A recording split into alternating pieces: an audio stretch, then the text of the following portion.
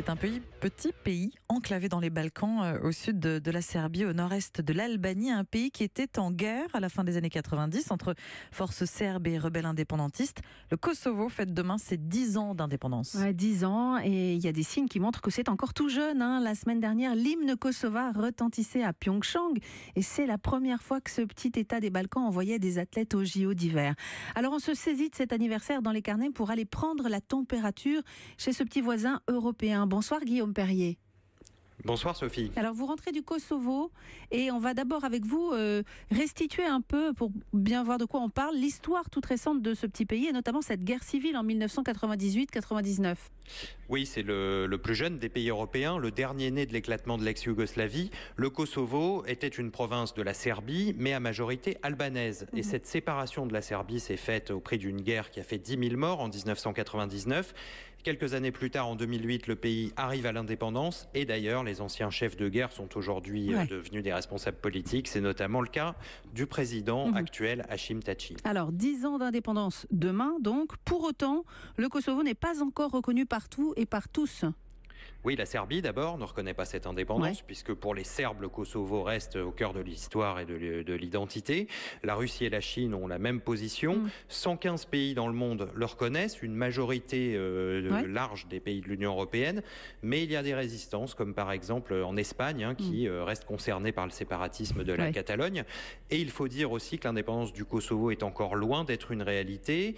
Pas d'armée, l'unité du pays reste un vœu pieux, car le Nord, à majorité serbe, reste complètement tourné vers la Serbie. Et du coup, cette région devient une zone de non-droit.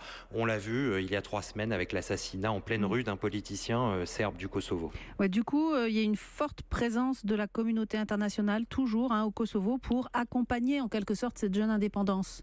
Oui, aujourd'hui, c'est l'Union européenne. Le Kosovo vit encore largement sous perfusion. Il reste par beaucoup d'aspects une sorte de protectorat européen. Pristina est d'ailleurs la ville en Europe, après Bruxelles, qui compte le plus de fonctionnaires européens. Les dépenses ont été massives, pas toujours à bon escient. Et aujourd'hui, la mission européenne, c'est d'abord la justice, l'état de droit. La police, les douanes ont été formées par l'Europe et les tribunaux sont encore présidés par des juges internationaux. Alors dans ce pays, la moitié de la population a moins de 25 ans. C'est vraiment un pays très jeune. Vous êtes allé rencontrer cette jeunesse, Guillaume, par le biais de la scène hip-hop qui est très dynamique au Kosovo. Alors on vous suit sur la scène hip-hop justement en concert, reportage. Le Zone Club, c'est le temple de la vie nocturne à Pristina, la capitale du Kosovo. Des centaines de jeunes, à peine 20 ans pour la plupart, trépignent d'impatience, le téléphone portable greffé à la main. Ce soir-là, c'est le rappeur Bouta qui monte sur la scène, une star locale. 22 ans, bombers, casquette de baseball, un look de gangster et une musique de mal élevé, comme il dit. Il incarne les révoltes de sa génération. Contre le chômage, la corruption, l'absence d'état de droit, la créativité bridée de cette jeunesse. Et son style, direct, souvent trash, fait fureur chez les jeunes kosovars. Je suis connu pour ma musique qui dérange, qui est politiquement incorrecte. C'est très cru et très brut. Ça vient de l'intérieur. Ça parle de drogue, de sexe, de violence, de tout ce qui peut se passer. Les gens essayent de s'en sortir. En fait, je suis comme un miroir de cette génération. Et je dis ce que personne n'ose dire. Mais pourquoi le hip-hop est-il aussi populaire au Kosovo? Dans le cas de Bouta, c'est une rencontre dans les années d'après-guerre. Ça a un gros impact sur ma ville. Parce qu'il y a un camp d'entraînement, une base américaine juste à côté de la ville à 5 km. On est très familier de la culture américaine. Donc on vit tous ici à l'heure américaine. Au lycée et même au collège, je rappais avec des soldats. Avec eux, on faisait du freestyle. Je rappais des morceaux des années 90. Et eux, ils adoraient ça. La culture hip-hop s'est introduite partout au Kosovo. La scène est très productive et même si les rappeurs chantent tous en albanais, ils ont un public et font des tournées en Europe et jusqu'aux États-Unis devant des milliers de fans.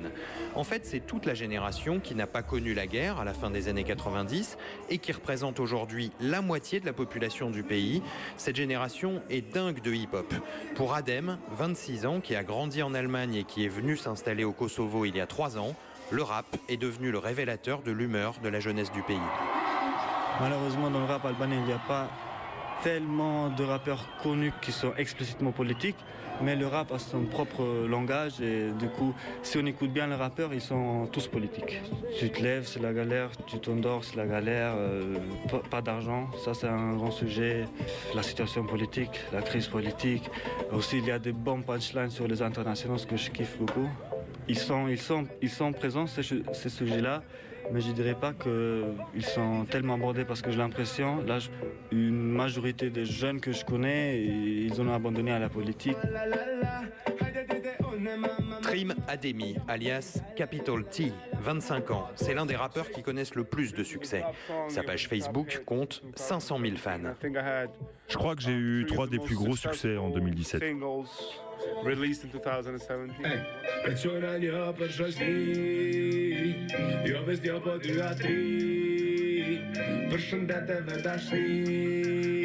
Sa musique est plus commerciale, son style moins enragé, plus business, à l'image de l'évolution de son pays après 10 ans d'indépendance.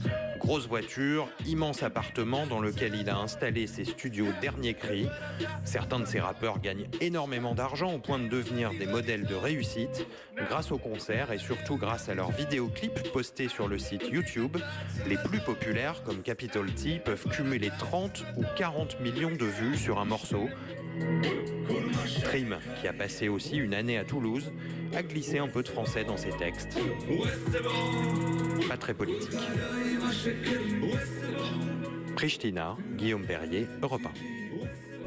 Voilà la jeunesse kosovare à la fois très dynamique, on l'entend, et désabusée. On la sent comme bloquée, enclavée dans un pays qui ne trouve pas ses marques. Guillaume, vous décryptez avec nous toujours ces 10 bougies d'indépendance que souffle le Kosovo. Il n'y a pas beaucoup de perspectives pour ces jeunes. Non, et c'est d'ailleurs tout le drame du pays. C'est le drame de cette génération perdue du Kosovo. Une jeunesse nombreuse, extrêmement dynamique, diplômée, créative, totalement tournée vers l'international. Tout le monde parle anglais au Kosovo et allemand. Mais cette jeunesse se heurte à un chômage massif, plus de 50%, la corruption du pouvoir, l'injustice à tous les étages. Et donc du coup, ces jeunes, effectivement, n'ont pour perspective que de quitter leur pays. Ils se sentent pourtant enfermés au cœur de l'Europe, puisque souvent un passeport kosovar ne permet pas de voyager hors des Balkans, donc il reste encore très compliqué pour les Kosovars d'obtenir des visas. 10 ans, c'est pas encore l'âge de raison à l'échelle d'un pays. Merci beaucoup Guillaume pour ce coup de projecteur sur le Kosovo et à très bientôt dans les carnets. À bientôt, merci.